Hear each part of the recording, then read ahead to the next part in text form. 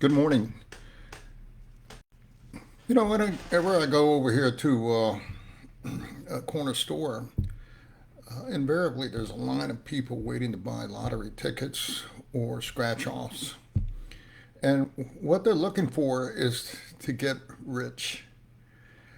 And as I'm reading through Ecclesiastes, God makes it really clear that there's a hidden danger in chasing wealth or the prosperity gospel.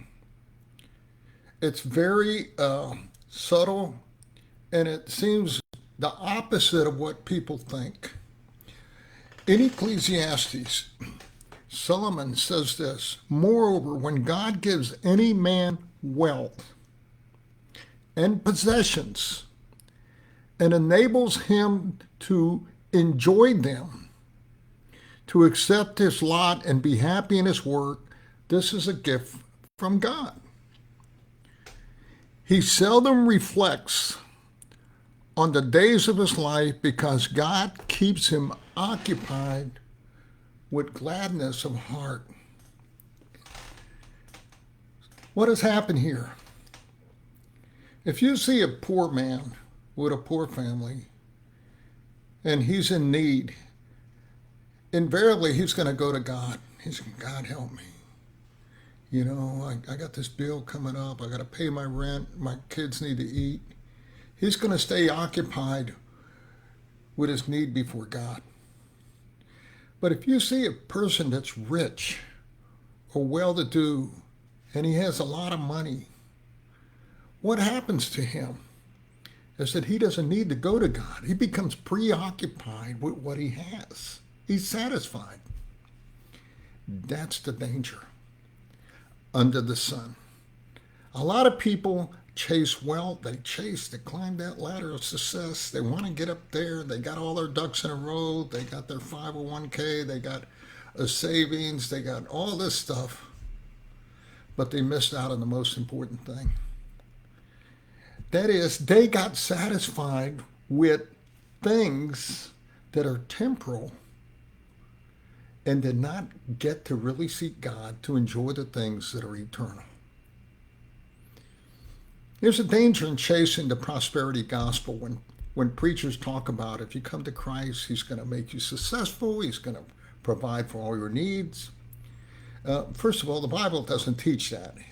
He doesn't want you to be sick. That's not true at all. Even the Apostle Paul's friend was sick and he couldn't heal him. There is a purpose in suffering and sickness and trials in life. What God wants to do with us is conform us into the image of Jesus Christ, whatever that may take. Now, if you have all the money in the world, you got all your possessions, it's very unlikely that you're going to go to God like people that are in need. There are some, it's an exception, but it's rare. That's why Jesus said it's easier for a camel to go through the eye of a needle than for a rich man to get to heaven. Can you imagine if you chase wealth and the prosperity gospel and God gave it to you? You want it, he gave it to you so that you could enjoy it and then come to realize that what you asked for is really not what God's best was for you.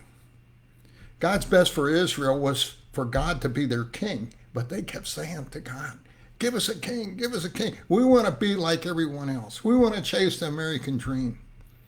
We want to be satisfied in all the things we have. And God gave them a king, and they regretted it. God may give you wealth, and he may make you successful, only so that you don't chase him anymore. That's the danger of chasing wealth apart from God and the prosperity gospel. You may get it to your own undoing. There's another thing to chase other than chasing the wind. And that's like the Apostle Paul. After he came back from heaven, he says, this is my goal now. I've seen eternity. I want to be like Christ. I want to understand what it is to experience the suffering that he had. so that someday I can measure up to the fullness of Christ for all eternity to see, and God can display my life as I trusted in him by faith as a poetic expression for all eternity. Think about that, people. Think about what you're chasing today. God bless you.